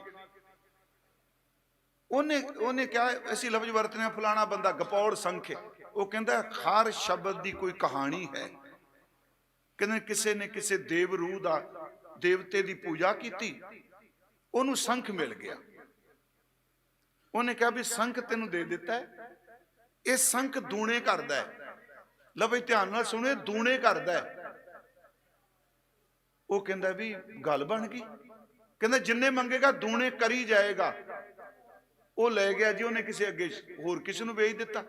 ਗਰੀਬ ਦੀ ਕੋਈ ਪੈਸੇ ਇਕੱਠੇ ਕਰਿਆ, ਸੰਖ ਲੈ ਜਾ। ਕਹਿੰਦਾ ਉਹ ਸੰਖ ਘਰ ਲੈ ਕੇ ਆਇਆ, ਧੋਤਾ ਤਾਤਾ ਉਹਨੂੰ, ਤੇ ਘਰਦਿਆਂ ਨੂੰ ਕਹਿੰਦਾ ਵੀ ਇਹ ਦੂਣੇ ਕਰਦਾ ਜੇ। ਕਹਿੰਦੇ ਦੂਜੇ ਦਿਨ ਸਵੇਰੇ ਉੱਠੇ, ਕਹਿੰਦਾ ਦਿਹਾੜੀ ਦੇ ਕੇ ਜਾਣਾ, ਸੰਖ ਆਪਣੇ ਘਰ ਆ ਗਏ। ਉਹ ਸੰਖ ਨੂੰ ਕਹਿੰਦਾ ਵੀ ਮੇਰਾ ਕੰਮ ਹੈ ਤੇ 2000। ਉਹ ਕਹਿੰਦਾ ਮੈਂ 4 ਕਰ ਦੇਣਾ। ਸੁਣਿਓ, 2 ਤੋਂ ਮੈਂ 4 ਕਰ ਦੇਣਾ। ਉਹਨੇ ਕਿਹਾ ਚਲ 4 ਕਰ ਦਿਓ ਜੀ। ਉਹ ਖੁਸ਼ ਹੋ ਗਿਆ, ਕਹਿੰਦਾ 4 ਕਿਉਂ, ਮੈਂ 8 ਵੀ ਕਰ ਸਕਣਾ। ਉਹ ਕਹਿੰਦਾ ਵੀ ਚਲ 8 ਦੇ ਦੇ। 8 ਤੋਂ 16। ਉਹ ਕਹਿੰਦਾ 16 ਤੋਂ 32 ਕਰ ਦੇਣਾ, 32 ਤੋਂ 64 ਕਰ ਦੇਣਾ। ਉਹ ਵਿਚਾਰਾ ਖੁਸ਼ ਹੋਈ ਜਾ, ਕਰ ਦੇ। ਉਹ 64 ਤੋਂ ਜਦੋਂ ਲੱਖ ਟੱਪ ਗਿਆ ਨਾ, ਡਬਲ ਕਰਕੇ, ਉਹ ਥੋੜਾ ਜਿਹਾ ਖਿੱਚ ਗਿਆ, ਕਹਿੰਦਾ ਕੁਝ ਦੇ ਵੀ। ਉਹ ਕਹਿੰਦਾ ਦੇਣਾ ਨਹੀਂ, ਮੈਂ ਕਰਨਾ ਹੀ ਹੈ, ਬਸ ਮੈਂ ਡਬਲ ਕਰਨ ਵਾਲਾ ਮੈਂ ਦੇਣ ਵਾਲਾ ਨਹੀਂ। ਚੇਤੇ ਰੱਖਿਓ, ਭਾਰਤ ਦੀ ਦਸ਼ਾ ਗਪੌੜ ਸੰਖਾਂ ਦੀ ਹੈ। ਇੱਥੇ ਬੰਦੇ ਨੂੰ ਕਿਰਤੀ ਬਣਾਉਣ ਦੀ ਥਾਂ ਤੇ ਮੰਗਤਾ ਬਣਾਇਆ ਜਾ ਰਿਹਾ ਹੈ। ਇਹ ਸੱਚ ਹੈ ਜੀ। ਆ ਵੀ ਤੈਨੂੰ ਫ੍ਰੀ ਮਿਲੇਗਾ, ਆ ਵੀ ਤੈਨੂੰ ਫ੍ਰੀ ਮਿਲੇਗਾ, ਇਸ ਤਰ੍ਹਾਂ ਹੀ ਹੈ ਨਾ। ਉੱਥੇ ਅਮਰੀਕਾ ਤੁਹਾਡੇ ਬੈਠੇ ਹੋਗੇ ਤੁਸੀਂ, ਕੈਨੇਡਾ, ਅਮਰੀਕਾ, ਇਸ ਕਰੋਨੇ ਵਿੱਚ ਜਿਹੜੇ ਲੋਕ ਘਰ ਬੈਠੇ, ਸਰਕਾਰ ਨੇ ਕਿਹਾ ਘਰ 'ਚ ਬੈਠੋ, ਤੁਹਾਡੀ ਰੋਟੀ ਦਾ ਪ੍ਰਬੰਧ ਆਪਾਂ ਕਰਾਂਗੇ। ਜਿਹੜੇ ਬੰਦੇ ਸੀ ਗ੍ਰੀਨ ਕਾਰਡ ਲੈ ਕੇ ਬੈਠੇ ਇੰਡੀਆ 'ਚ, ਉਹਨਾਂ ਨੂੰ ਚੈੱਕ ਭੇਜਦੇ ਪਏ। ਮੈਂ ਕਿਸੇ ਹਕੂਮਤ ਦੇ ਵਿਰੁੱਧ ਨਹੀਂ ਬੋਲਦਾ, ਸੱਚ ਇਹ, ਇੱਕ ਬੰਦੇ ਨੂੰ ਬਚਾਉਣ ਵਾਲੇ ਜੇ 100 ਬੰਦਾ ਬੰਦੂਕ ਲੈ ਕੇ ਉਹਨੂੰ ਬਚਾਉਂਦਾ ਪਿਆ, ਉਹ 100 ਬੰਦੇ ਦੀ ਤਨਖਾਹ ਕੌਣ ਦੇ ਰਿਹਾ? ਅਗਲੀ ਗੱਲ, ਉੱਥੇ ਨਗਰ ਕੀਰਤਨ ਕਰਦੇ ਆ ਨਾ, ਰੋਡ ਕਿਰਾਏ ਤੇ ਲੈਣਾ ਪੈਂਦਾ। ਉੱਥੇ ਸਿਟੀ ਨੂੰ ਪੈਸੇ ਦਿਓ, ਫੌਜੀ ਸਾਹਿਬ ਨੂੰ ਪਤਾ ਤਾਂ ਨਗਰ ਕੀਰਤਨ ਨਿਕਲਣਾ ਹੈ। ਤੇ ਜੇ ਗੰਦ ਪਾਇਆ ਅਗਲੇ ਸਾਲ ਤੁਹਾਡਾ ਨਗਰ ਕੀਰਤਨ ਕੈਂਸਰ ਰੋਡ, ਪੁਲਿਸ ਵਾਲੇ ਲਿਆਉਣੇ ਨੇ ਤੇ ਰੈਂਟ ਦਿਓ। ਜੇ ਗਵਰਨਰ ਆਉਂਦਾ, ਉਹ ਕਮਾਲ ਦੀ ਗੱਲ, MP ਆਉਂਦਾ ਹੈ, ਗੱਡੀ ਚਲਾ ਕੇ ਆਉਂਦਾ, ਆਰਾਮ ਨਾਲ ਸੰਗਤ 'ਚ ਬੈਠਾ ਹੈ, ਆਪਣਾ ਬੋਲ ਕੇ ਜੇ ਕੋਈ ਟਾਈਮ ਦੇ ਬੋਲੇਗਾ। ਇੱਥੇ ਚੇਤੇ ਰੱਖਿਓ, ਦੁਹਾਈ ਰੱਬ ਦੀ, ਕਿਤੇ ਹਰਮੰਦਰ ਸਾਹਿਬ ਕਿਤੇ ਸੇਵਾ ਕਰਦੇ ਉਹਨਾਂ ਦਿਨਾਂ 'ਚ ਕਿ ਲੀਡਰ ਹੋ ਜਾ, ਸਾਡੇ ਭਾਦੇ ਦੀ ਸ਼ਾਮਤ ਆ ਜਾਂਦੀ, ਪਤਾ ਨਹੀਂ ਜੇ ਮੱਥਾ ਵੀ ਟਿਕੇਗਾ ਕਿ ਨਹੀਂ। ਇਹ ਉਹ ਕੌੜਾ ਸੱਚ ਹੈ ਜਿਹੜਾ ਲੀਡਰਾਂ ਨਹੀਂ ਬੋਲਣਾ। ਇੱਕ ਮੁੱਖ ਮੰਤਰੀ 5 ਵਾਰ 7 ਵਾਰ ਮੁੱਖ ਮੰਤਰੀ ਬਣਦਾ ਹੈ, ਜਿੰਨੀ ਵਾਰੀ ਬਣਦਾ ਉਨੀ ਵਾਰੀ ਪੈਨਸ਼ਨ ਕਿਉਂ ਦਿੱਤੀ ਜਾ ਰਹੀ ਹੈ? ਕਿਸੇ ਪਾਰਟੀ ਨੂੰ ਨਹੀਂ ਕਹਿਣਾ, ਕਿਉਂਕਿ ਸਭ ਦਾ ਇਹਦੇ ਵਿੱਚ ਲਾਭ ਹੈ। ਖੈਰ, ਮੈਂ ਵਿਸ਼ੇ ਤੋਂ ਦੂਰ ਥੋੜਾ ਜਿਹਾ ਚਲਾ ਗਿਆ, ਪਰ ਸਚਾਈ ਹੈ ਜੇ ਗਪੌੜ ਸੰਖਾਂ ਤੋਂ ਜ਼ਰੂਰ ਬਚੋ। ਹੱਥ ਜੋੜ ਕੇ ਬੇਨਤੀ ਹੈ, ਇਹ ਦੂਣੇ ਦੂਣੇ ਕਰਕੇ ਚਲੇ ਜਾਣਗੇ। ਅਰਦਾਸ ਕਰੋ। ਅੱਜ ਵੀ ਮੈਂ ਕਹਿੰਦਾ ਲੰਗਰ ਤੁਸੀਂ ਇੰਨੇ ਲਾਏ, ਕਿੰਨਾ ਚੱਲਿਆ ਕੰਮ, ਲੰਗਰ ਵਾਲਾ ਕੰਮ ਖਤਮ ਹੋ ਗਿਆ। ਕਿਸੇ ਲੋੜਵੰਦ ਦੀ ਧੀ ਨੂੰ ਪੜ੍ਹਾਈ ਸ਼ੁਰੂ ਕਰਾ ਦਿਓ, ਉਹਨੂੰ ਕਹੋ ਧੀਏ ਜਾਤ ਨਾ ਵੇਖੋ, ਸਿਰ ਤੇ ਹੱਥ ਰੱਖ ਕੇ ਕਹੋ ਪੜ੍ਹੀ ਤੂੰ, ਖਰਚਾ ਮੈਂ ਕਰਾਂਗਾ। ਮੈਂ ਤਾਂ ਬਾਹਰ ਕਹਿੰਦਾ ਨਾ ਇੰਨੇ ਡਾਲਰ ਕਰ ਦਿਓ, $100 ਕਿਸੇ ਬੱਚੇ ਦੀ, 2-3 ਬੱਚਿਆਂ ਦੀ ਪੜ੍ਹਾਈ ਬਣ ਜਾਣੀ ਹੈ $100 ਨਾਲ। ਪਰ ਗੁਰੂ ਸਾਹਿਬ ਨੇ ਸਾਨੂੰ ਸਮੱਤਾਂ ਦਿੱਤੀਆਂ ਜੀ।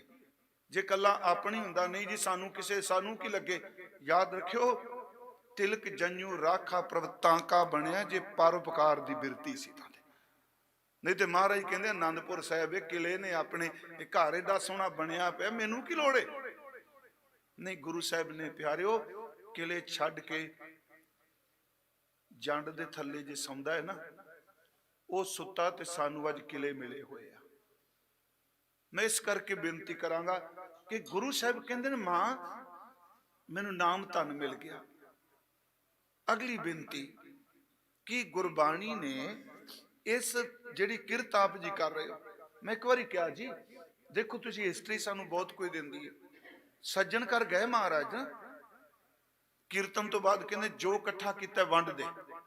ਵੰਡਾਇਆ ਨਾ, ਭੂਮੀਏ ਦੇ ਘਰ ਜਿਹਨੂੰ ਚੋਰ ਲੋਕ ਕਹਿੰਦੇ ਸਨ, ਕਿਹਾ ਜੋ ਇਕੱਠਾ ਕੀਤਾ ਵੰਡ ਦੇ।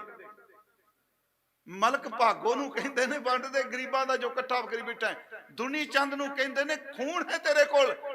ਭਾਈ ਮਨਸੁਖ ਦੇ ਜਹਾਜ਼ ਚੱਲਦੇ, ਉਹਨੂੰ ਨਹੀਂ ਕਹਿੰਦੇ ਜਹਾਜ਼ ਲੁਟਾ ਦੇ, ਕਿਤੇ ਕਿਹਾ ਹੈ ਜੀ।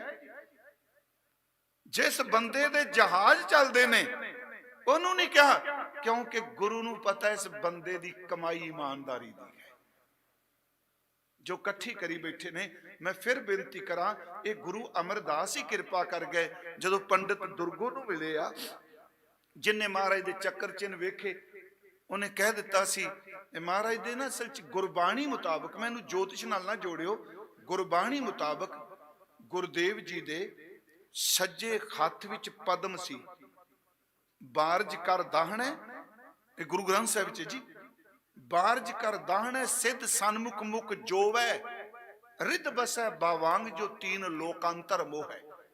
ਭੱਟਾ ਨੇ ਦਰਸ਼ਨ ਕੀਤੇ, ਉਹ ਕਹਿ ਰਹੇ, ਕਹਿੰਦੇ ਗੁਰੂ ਅਮਰਦਾਸ ਦੇ ਸੱਜੇ ਹੱਥ 'ਚ ਪਦਮ ਹੈ, ਪਰ ਉਹਨਾਂ ਲਈ ਕੋਈ ਅਹਿਮੀਅਤ ਨਹੀਂ ਰੱਖਦਾ ਹੈ। ਖੱਬੇ ਹੱਥ ਵਿੱਚ ਰਿੱਧੀਆਂ ਨੇ ਤੇ ਸਿੱਧੀਆਂ ਮੂੰਹ ਦੇਖਦੀਆਂ ਨੇ ਮਹਾਰਾਜ ਦਾ, ਕਦੀ ਸਾਨੂੰ ਵੀ ਹੁਕਮ ਕਰੋ। ਉੱਥੇ ਪੰਡਿਤ ਦੁਰਗੋ ਨੇ ਮਹਾਰਾਜ ਦੇ ਚੱਕਰ ਚਿੰਨ ਦੇਖ ਕੇ ਕਿਹਾ, ਆਉਣ ਵਾਲੇ ਸਮੇਂ ਤੁਸੀਂ ਸਮਰਾਟ ਬਣੋਗੇ, ਜਾਂ ਜੋ ਸ਼ਬਦ ਉਹਨੇ ਵਰਤੇ। ਸਤਿਗੁਰੂ ਦੇ ਕੋਲ ਪੋਟਲੀ ਸੀ ਪੈਸਿਆਂ ਵਾਲੀ, ਉਸ ਵੇਲੇ ਅਜੇ ਸੇਵਾ 'ਚ ਨਹੀਂ ਆਏ। ਉਹ ਪੋਟਲੀ ਵਾਲੀ ਖੋਲ ਕੇ ਕਹਿਣ ਲੱਗੇ, ਤੂੰ ਕਿਹਾ ਤੂੰ ਵਿਦਵਾਨ ਹੈ, ਤੂੰ ਧਰਮਸ਼ਾਲਾ ਬਣਾਈ ਜਾਂ ਸਰਾਂ ਬਣਾਈ, ਪੈਸੇ ਦੇਣ ਲੱਗੇ। ਉਹ ਪੰਡਿਤ ਬੜਾ ਸਿਆਣਾ ਸੀ ਦੁਰਗੋ, ਕਹਿੰਦਾ ਜੀ ਅੱਜ ਨਹੀਂ, ਜਿੱਦਨ ਮੇਰੀ ਭਵਿੱਖਬਾਣੀ, ਮੇਰੀ ਵਿਦਿਆ, ਇਹਨੂੰ ਵਿਦਿਆ ਨਾਲ ਜੋੜ ਕੇ ਦੇਖੀ, ਝੋਲਾ ਛਾਪ ਜੋਤਸ਼ੀ ਨਹੀਂ, ਜਿੱਦਨ ਮੇਰੀ ਵਿਦਿਆ ਇਹ ਸੱਚੀ ਮੁੱਚੀ ਸੱਚ ਹੋ ਗਈ, ਮੈਂ ਉਦਨ ਮੰਗਾਂਗਾ। ਉਹਨੂੰ ਪਤਾ ਸੀ ਜੇ ਬਾਦਸ਼ਾਹ ਬਣੇ ਤਾਂ ਵੀ ਘਰ ਭਰਨਾ। ਫਿਰ ਮਹਾਰਾਜ ਜਦੋਂ ਦੁਬਾਰਾ ਗਏ ਨਾ ਸੇਵਾ ਕਰਨ ਤੋਂ ਬਾਅਦ, ਇੱਕ ਗੁਰੂ ਗ੍ਰੰਥ ਸਾਹਿਬ ਵਿੱਚ ਵੀ ਸਫਰਨਾਮਾ ਹੈ, ਤੀਰਥ ਉਦਮ ਸਤਿਗੁਰ ਕੀਆ ਸਭ ਲੋਕ ਉਦਰਨ ਅਰਥਾ, ਗੁਰੂ ਰਾਮਦਾਸ ਦੀ ਬਾਣੀ ਤੁਖਾਰੀ ਰਾਗ। ਇਹ ਬੜਾ ਇਕੱਠ ਜੀ, ਤੇ ਪੰਡਿਤ ਦੁਰਗੋ ਬਜ਼ੁਰਗ ਹੋ ਚੁੱਕਾ ਸੀ। ਕਹਿੰਦਾ ਜੀ ਕੌਣ ਆਏ ਨੇ ਇੱਥੇ? ਉਹ ਕਹਿੰਦੇ ਨੇ ਜੀ ਇਹ ਗੁਰੂ ਨਾਨਕ ਸਾਹਿਬ ਦੀ ਗੱਦੀ ਦੇ ਮਾਲਕ ਨੇ ਜੀ। ਅਮਰਦਾਸ ਸਤਿਗੁਰੂ ਬਜ਼ੁਰਗ ਸੀ, ਕਹਿੰਦਾ ਚਲੋ ਦਰਸ਼ਨ ਕਰ ਲਾਂ। ਜਦੋਂ ਗਿਆ ਤੇ ਪਹਿਚਾਣ ਗਿਆ ਇਹ ਤਾਂ ਉਹੀ ਮਹਾਂਪੁਰਖ ਹੈ, ਕਿਉਂਕਿ 12 ਸਾਲ ਮਹਾਰਾਜ ਸੇਵਾ ਕੀਤੀ, ਕਿੰਨਾ ਸਮਾਂ ਹੋ ਗਿਆ। ਪਹਿਚਾਣ ਕੇ ਮਹਾਰਾਜ ਦੇ ਅੱਗੇ ਜਾ ਕੇ ਮੱਥਾ ਟੇਕ ਕੇ ਕਹਿੰਦਾ ਮਹਾਰਾਜ ਜੀ ਮੈਨੂੰ ਪਹਿਚਾਣਿਆ ਜੇ? ਗੁਰੂ ਸਾਹਿਬ ਵੇਖ ਕੇ ਹੱਸ ਕੇ ਕਹਿੰਦੇ ਪਹਿਚਾਣਿਆ ਨਹੀਂ, ਤੈਨੂੰ ਕੋਈ ਬਚਨ ਵੀ ਦਿੱਤਾ ਹੋਇਆ ਹੈ। ਪਤਾ ਨਹੀਂ ਅੰਦਰ ਇੰਨਾ ਟਿਕ ਗਿਆ।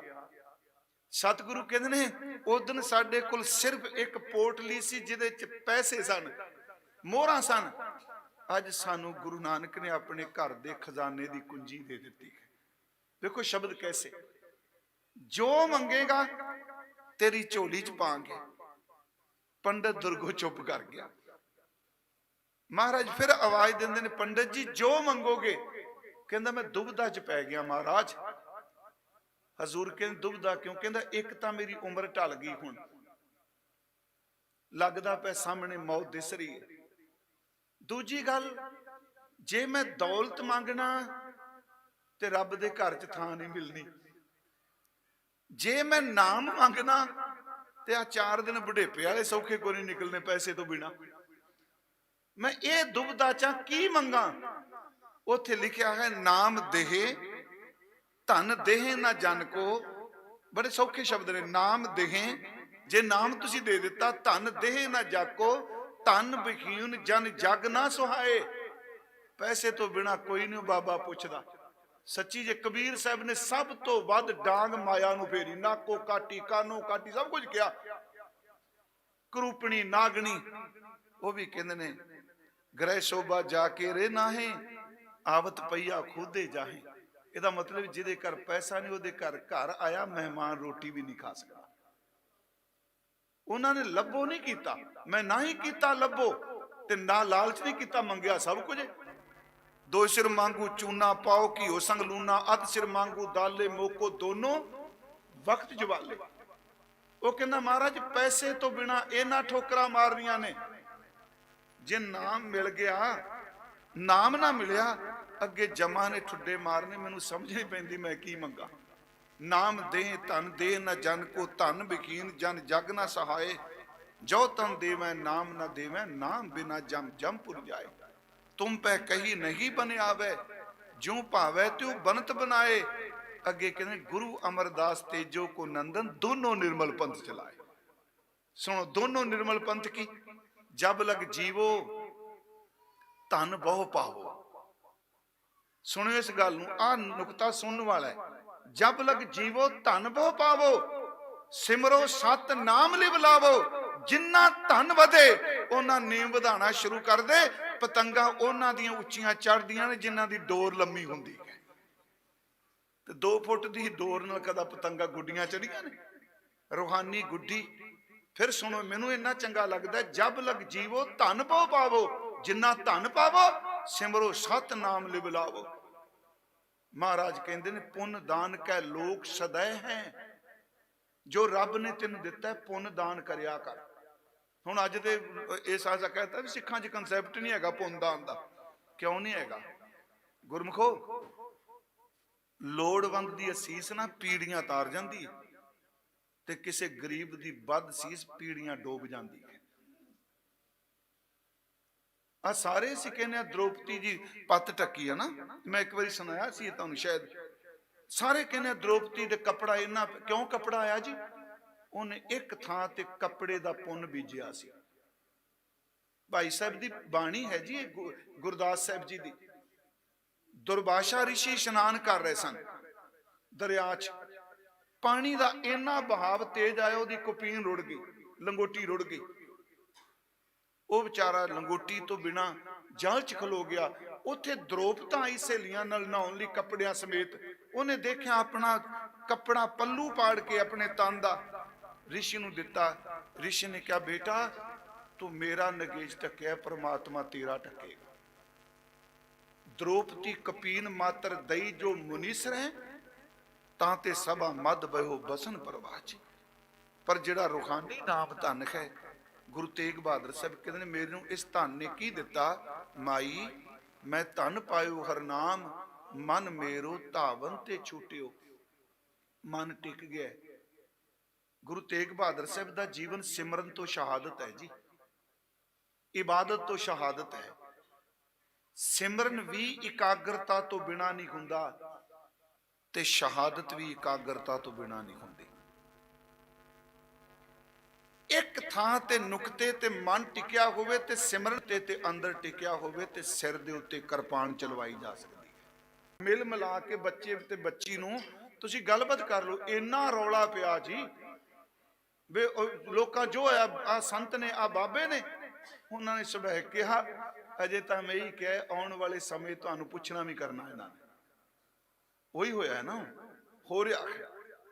पुराने समय की उदाहरण है कि कुंवार कन्या मन विश्राम।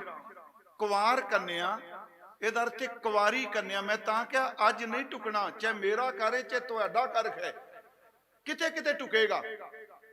कुंवारी कन्या ओहदा रिश्ता कर दिता, उन्हें पति नहीं वेखिया ते मुंडे ने वो बच्ची नहीं वेखी, पत्नी नहीं वेखी, पर ना फोटो सन उदों, एक दूजे दे ख्यालां च अंदाजे लांदे सन।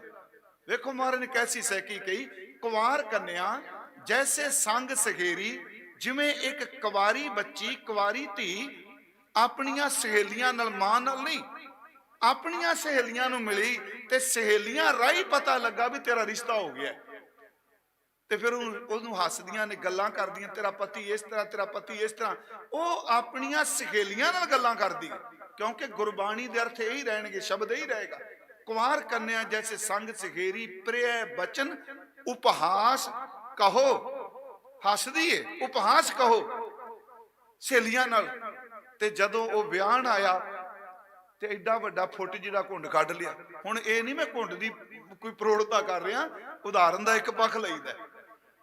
जिहदियां गल्लां हस के करदी सी सहेलियां नाल, जदों ब्याहन आया ते जिवें मूंह सीप जांदा है, वो ब्याह वाले दिन कुछ भी नहीं उहदे बारे बोलदी। गुरु कहंदा आ मन दी अवस्था होए जेड़ा मन अगे चपड़ चपड़ फुरने उठांदा सी, जिदन सज्जन घर च आ गया इहदे फुरने उठने बंद हो गए। कर बैठो विश्राम। देखो उदाहरण कैसी लई। कुंवार कन्या जैसे संग सहेरी, प्रेम बचन उपहास कहो, जो सुरजन ग्रह भीतर आयो, तो मुख काज लजो। काज लजो समझ गए ना, शर्म दे नाल अपना मुंह कज लिया अपना शब्द है, घुंड कढ लिया। जिदियां गल्लां करदी ओहदे नाल चेहरा नहीं सामने खोलिया पहले दिन। महाराज कहंदे बस आई मना जड़ा इन्ने फुरने उठांदा सी, जिदन दा गुरु घर च आ गया उदन दा बोलना ही बंद कर दिता। दूसरी उदाहरण है, जो कनको कुठारी चढ़ियो कब्रो होत फिरो। जिवें सोना कोठाली विच महला सोना पिया होवे। चलो ये तो बड़ी बड़ी उदाहरण सुनी आप। थल्ले अग लाओ वो तिड़कदा है, कोठाली च भजदा है। सुनार वीर नूं कहो, वो कहेगा मैनूं पता है टिक जाएगा। जदों मैल सड़ जाती है सोना अपने आप टिक जाता है। बाणी दे नेम करदियां बड़े गंदे फुरने उठांदा जी।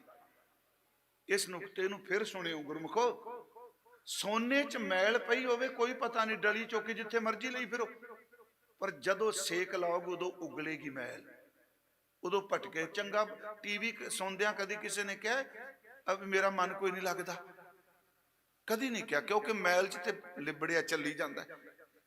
गुरु जी कहंदे आ, सतगुरु फरमांदे आ भी जदों मैल नूं थल्लियों अग लगी उदों भटकिया। यह भी बाणी च उदों भटकदा क्योंकि थल्लियों मैल उगलदी है। हुण टीवी च नहीं भटकदा, फेसबुक ते नहीं भटकदा, जो कुछ लोकी अजकल चलदा कदी नहीं भटकदा। उदों ही भटकदा जदों कीर्तन हुंदा, इहदा मन नहीं लगदा। ते इन्ना चला के कहंदा कोई नहीं कल तो शुरू करांगे।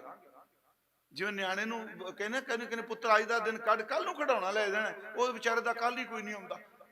सच्ची है अज मान लो धक्के धौड़े नाल कहो भी चल जपजी साहब कर लीए, वो जपजी साहब पढ़न तो पहला कहंदा कोई नहीं कल नूं सुखमनी भी नाल शुरू कर लांगे।